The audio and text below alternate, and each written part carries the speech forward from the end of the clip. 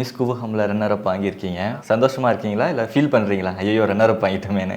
கொஞ்சம் ஃபீல் பண்ணேன். ஃபேமிலி தான் வந்து கன்வின்ஸ் பண்ணாங்க. ஃபர்ஸ்ட் ஸ்டேஜ்லேயே 3rd ப்ரைஸ் வாங்கியிருக்கேன். மீதி இருக்க 12 மெம்பர்ஸை நினச்சி பாரு அப்படின்னு சொன்னாங்க. ஸோ அதனால அதுக்கப்புறம் காம்ப்ரமைஸ் ஆகிட்டேன். ஏன் நீங்க வந்து இந்த மாடலிங் உள்ள போலாம் அப்படின்னு சொல்லி இதை சூஸ் பண்ணதுக்கான ரீசன் என்ன? இல்லை, மாடலிங் நான் மாடலிங்குன்னு சூஸ் பண்ணி நான் போகல. எங்கள் அக்கா தான் வந்து என்ன சொன்னாங்கன்னா, மாடலாக இருக்கிறவங்க மட்டும் தான் ஏறி வின் பண்ணணும்னு இல்லை, நீ ட்ரை பண்ணு, உன்னால் கண்டிப்பாக முடியும் அப்படின்னு சொல்லிட்டு அவங்க தான் என்னை ட்ரைன் அப் பண்ணாங்க.